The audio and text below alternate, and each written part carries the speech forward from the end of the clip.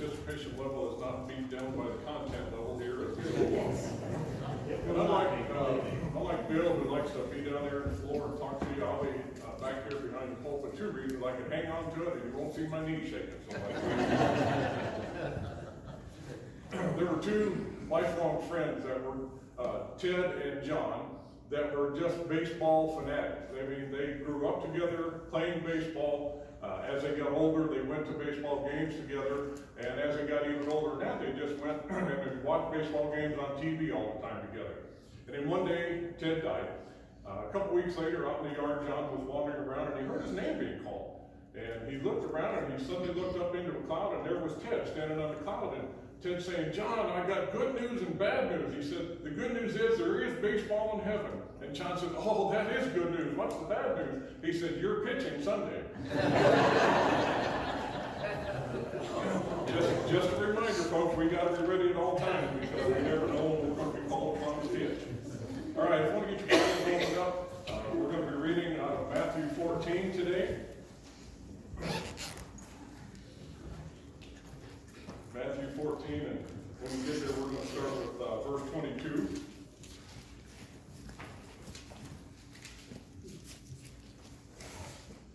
And it starts this way. It says, "Immediately Jesus," well, hold on. We can't start a talk about a subject when the first word is immediately, so we got to look back a little bit. And if you look back up to verse 13 in your Bible, you'll see the headline of "Jesus feeds the 5,000." And we all remember that scripture. Jesus was in a desolate place. The crowds were following him everywhere that he went during those times. And a crowd came up to him, and it talks about how when he saw the crowd, he had compassion on them, and he proceeded to heal the sick. And it seemed like it must have been an all-day sort of an event, because it talks about as it got to be evening, the disciples asked Jesus, says, "Hey, why don't you, we're out here in this desolate area in the middle of nowhere, why don't you send these people away so they can get something to eat?" And Jesus turned to them and said, "Feed them yourselves. We've got a way to do this." And the disciples said, "Well, all we've got is 2 fish and 5 loaves of bread. That's not going to be enough." Well, Jesus said, "Give them to me." And he took them and he lifted them up to heaven, and he prayed and began to break them up. And of course, the disciples fed those people. And you remember that when it was all done, they picked up 12 baskets full of food that was left over. And it talks about how it fed 5,000 men, but it also talks about how it picked, also there was men or women and children there also. So this could have easily been twice as many that they fed. But just another everyday miracle by Jesus, right? So anyway, after the feeding of the 5,000, it says, "Immediately Jesus made the disciples get into the boat and go on ahead of him to the other side while he dismissed the crowd."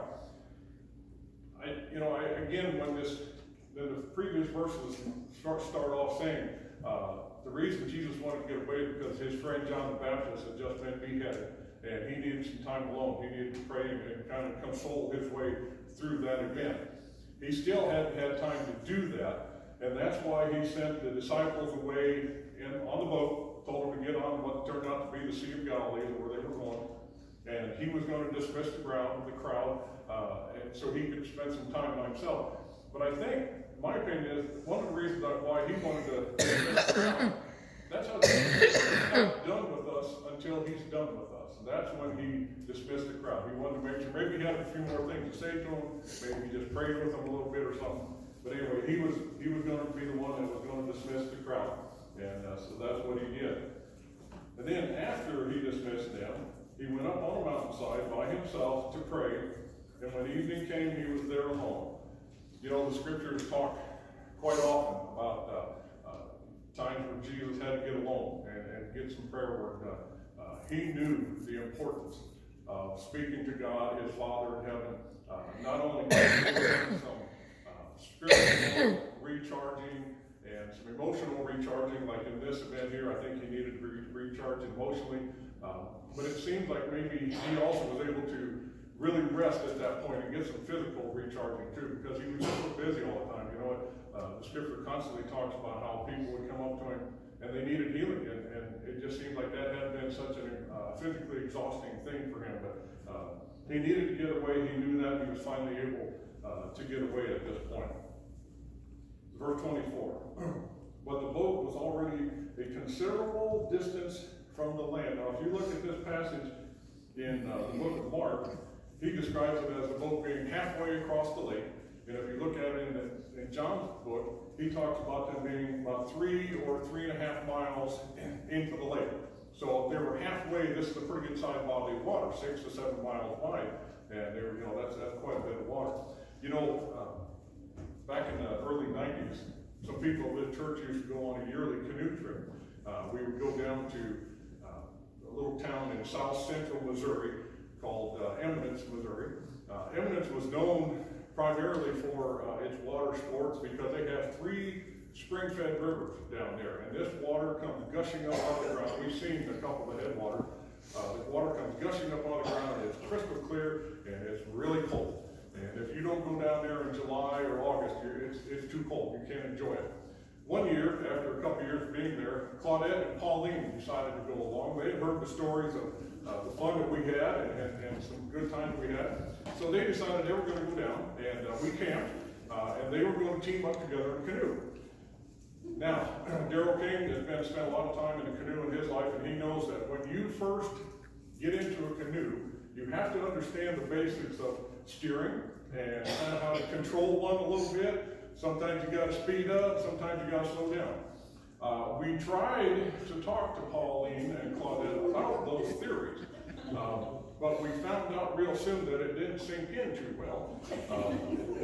Where they put you in the water at, all the canoes are kind of beached on the shore, and it's a real wide area in the river, so it doesn't move fast. Now, these spring-fed rivers, they get to moving, but it wasn't right at that point.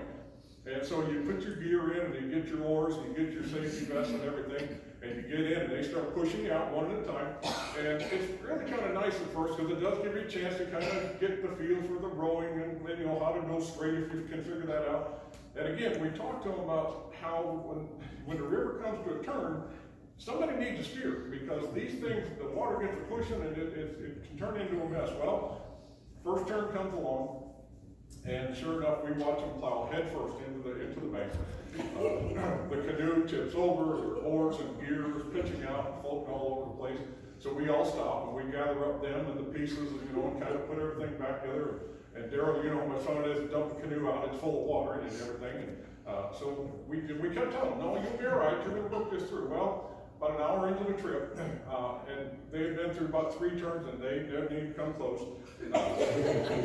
We realized that the turn they were coming up to had like tree roots sticking out and branches hanging over the water. And we were pleading, turn, turn, turn, turn, and then we watched them go head first into this thing again. Well, this time when we're gathering up the pieces, we realized that Claudette now has a bloody wound on her face. I don't remember if it was above or below the eye. But we realized that we needed to separate them two. For 2 reasons. We wanted them to have some fun on the trip, and we really didn't want neither one of them to die on this canoe. It was getting to that point. So I know that on a river like that, when it does move fast, water can be a scary thing. I can't imagine what the disciples were going through on this lake that day, the Sea of Galilee. You got to remember that a good number of them had been experienced fishermen. That's what they did for a living before Jesus called them. So I'm sure they had been out on the sea a time or two when a storm blew up, but apparently this one was pretty ferocious. And it talks about how they were this considerable distance from land, and they were being buffeted by the waves because the wind was against it. In other words, they had a headwind pulling or pushing them backwards, and so you know that they were straining at the oars, trying to make gain some ground. And in the meantime, it sounded like the water was rough, and they were floating all over the place. Kind of a bad time for them, even though they were experienced. Okay, verse 25. During the 4th watch of the night, and again, a little explanation here, the Romans, back in that time, divided their evening up into 4 watches. First one started at 6 p.m., went to 9 p.m., from 9 to midnight, from midnight to 3 a.m., and then this 4th watch was from 3 a.m. until 6 a.m. So, around here, 3 a.m. to 6 a.m., even this time of year, pretty dark most of the time during those times. So, not only were they in a windy storm with waves and everything, but it was still kind of dark. And then verse 25 goes on to say that during that 4th watch, Jesus went out to them walking on the lake. And when the disciples saw him walking on the lake, They were terrified. It's a ghost, they cried. Well, they said, and they cried out in fear. I can understand their fear and their trepidation. I mean, here they are battling these waves, a little bit dark. They got the water splashing into their face and everything. And now they see what they think is somebody walking toward them on the water. Doesn't happen every day, folks. Bill told that joke last week up here about the fellow that tried to walk on the water, and I thought, he's stealing my thunder. He doesn't even know what I'm talking about, but he's trying to steal my thunder. But anyway, it doesn't happen every day. So yeah, I can understand the fact that they were afraid. And one of the strange things is to me, when I read this a long time ago, but when I read it again now, they said it's a ghost. Ghosts must have been something that scared people from the beginning of time, you know. Apparently they didn't have Casper the Friendly Ghost cartoons back in these days, because they were afraid, and they thought maybe it was a ghost. All right, verse 27. But Jesus immediately said to them, and I want to stop here again too. Now I'm picturing this wind howling, the waves splashing, the boat bouncing all over the place. Jesus is walking on the water, and yet he comes up to them, and it doesn't say that he had to shout to them. It just says that he said to them. I don't think Jesus can do anything. We understand that. Could he, when he decided to speak, did the wind calm down so they could hear him? Or was he just talking loud enough so they can hear him? Either way, he had a calm voice, and it goes on to say, he says, take courage. It is I. Do not be afraid. You know what Jesus does in our life when we're in a rough area, and we think, oh my gosh, I'm not going to be able to do this. If we talk to him, his answer is the same. Just take courage. Don't be afraid. Just me. He's with us all the time. That's his message to us. And then Peter, and we all, if you know the Bible at all, you know that Peter was one of those kind of a big, bold guy, probably ran his mouth a few times more than Jesus really wanted him to. He was a fisherman, him and his brother Andrew. So they had spent quite a bit of time out on the water. And Peter was also one, though, that at one point during ministry time when Jesus was talking about how everybody was going to leave him and he'd have to go away for 3 days, and they would come and arrest him. And Peter said, I'll fight for you to my death. And Jesus turned to him and said, get behind me, Satan. You don't know what you're talking about. And said, in fact, you're going to be the one that disowns me 3 times before the crow calls in the morning. And sure enough, that's what happened, didn't it? Peter denied him 3 times. So while Peter was big and bold, his boldness kind of comes through here. Verse 28, he says, Lord, if it's you. In other words, he saw him and probably heard his voice and recognized the voice and said, Lord, but then in the back of his mind, he still wondered, is it a ghost or is it him? So let's just ask, if it's you, tell me to come into the water with you. So, boldness, yeah, he had it. Didn't appear anybody else in the boat was in a hurry to get out, but Peter was willing to, just to kind of prove that if Jesus wanted to, he'd let him go, he'd have him come on out and do it. So, verse 29 then, what was Jesus' answer to him? Simply said, come. That's what Jesus called stillness to us this very day. We can be in a world of storms going on. And he's not going to beg us. He's not going to plead with us. His simple message to us, just come. I'm here. That's what he wants us to do. So then Peter gets down out of the boat, walks on the water, and came toward Jesus. This is a miracle obviously in itself. And you have to wonder how many times would this have happened to any of us? I'm pretty comfortable being in my boat most of my life. And I think that this, if you don't get anything else out of this message, this is the learning part of this message. Remember back when you first became a Christian, you get baptized, and gosh, you got such great feelings in your mind and your body. Everything's new, and you read the Bible, and it suddenly starts making some sense to you. Maybe you end up going to a Sunday school class or a Wednesday night Bible study, and you're absorbing all the things about being a Christian and the Word and everything, and you spend more time hanging out with Christian people, so it just becomes one of those, like a mountaintop event where you're really getting things done and you're really excited about it. And then as some years go by, and eventually, we get a little more comfortable, and yeah, we read that scripture before, and I've heard that sermon before, And we just become a little bit comfortable, and so we find ourselves getting comfortable in our boats, so as we say. Sometimes comfort, though, can lead to complacency. And, you know, we come to church, we put our money in the offering plate, and we expect somebody to pass us the envelope, we expect the preacher to get up and say something that's going to make us feel good about ourselves, so we can go home, we can put our feet up and say, man, I am good for this week, I've got it all covered. Well, I think if we ever get to feeling like that, we, as Christians, need to get out of our boats. If you're ever thought about how, you know, in a few weeks we're going to have vacation Bible school, and that's a great thing, you know, parents turn their kids over to people in this church that work with the vacation Bible school staff, and they let them preach to their kids and tell their kids about Jesus and all the good things about Him. If you have ever thought, boy, I'd like to be a part of that, let me encourage you to get out of your boat and go talk to Diana King after her service this morning. And I'm pretty sure she will more than likely be able to give you something to do. Sometimes we need to get out of the boat. Or maybe you're here and you think, you know, I'd like to be able to stay for Sunday school or make sure my kids stay for a Sunday school class if we just had a class about, and pick a topic or an age group or whatever it might be that you think we're missing. Well, if you got those thoughts, I would encourage you to get out of your boat and talk to one of the elders after the service and let them know. They'd be interested to hear what you might think would be a good Sunday school class for us to have in this church. Or even better, if you have an idea about a Sunday school class and you're willing to teach it, I'll guarantee you they'll have a classroom ready for you next week. That's how that'll work. Sometimes we've got to get out of our boat. Now, I haven't talked to these two ladies, but I'm going to talk about them just a little bit here again. I think that if anyone wondered who prepares this communion stuff, and it's always ready to go, and it's always clean, I bet if you would get out of your boat and go talk to Helen Carr, she might be willing to help you, and if you really thought you was going to do it good, she might be willing to give up that task, something she's done for a whole long. She never complains about it, but I bet if somebody got out of their boat and asked her about it, you might be able to take over something like this. Or on the other side of this room, Claudette. Claudette does so many things behind the scene to make this church representable and as good as it is.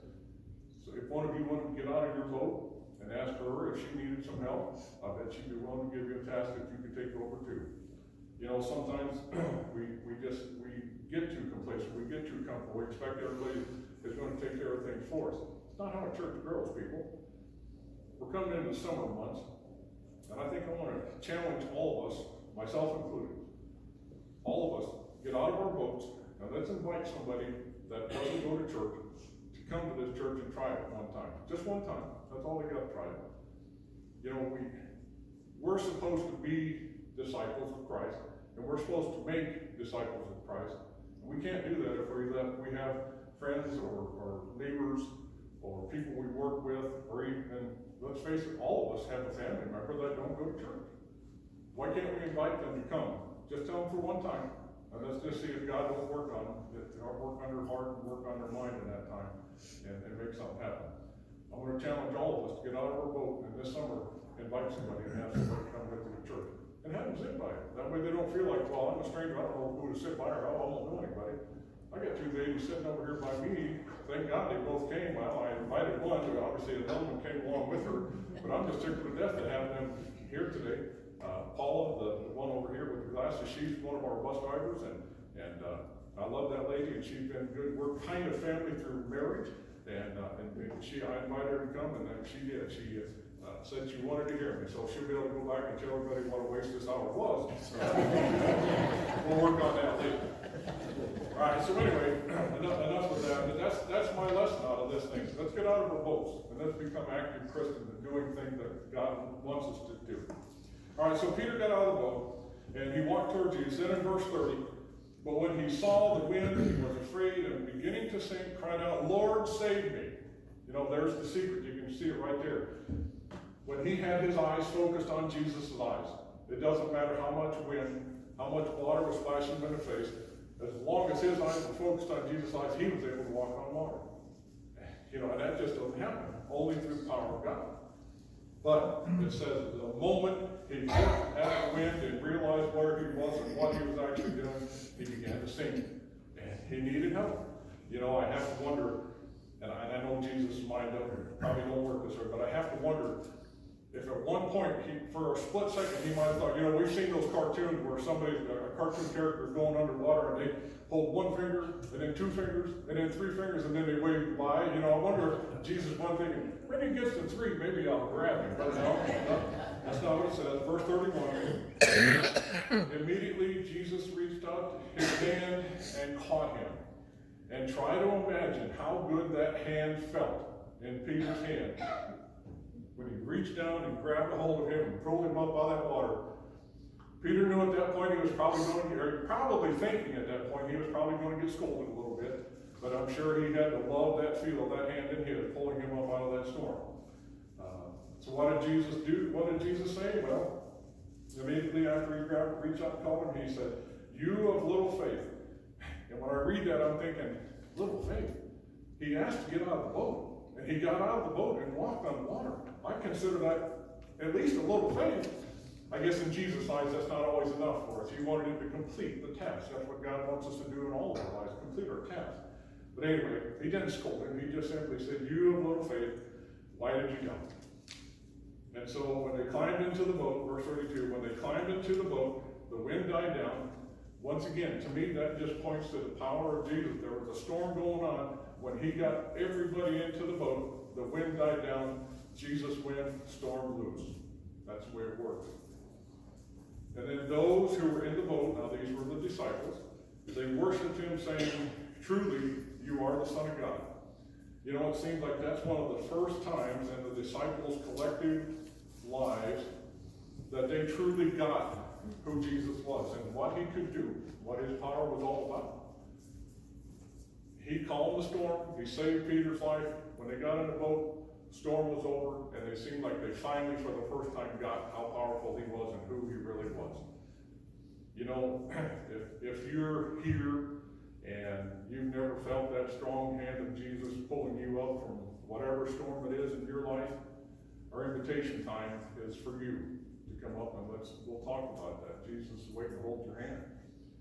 Maybe somewhere in the past you did have that feel of Jesus' hand in yours pulling you up out of whatever storm your life's all about. But you don't no longer feel it. Well, guess who let loose? It wasn't him. The invitation time is also for you. You need to come up and feel his hand again. Come on up while we sing the song. I don't remember the number. Marcia's going to get us up here, and Diane will come up and get us going on out. But if you need to have any business with the Lord, or you need to feel his hand, come on up, and me and the elders work with you and see if we can't figure something out.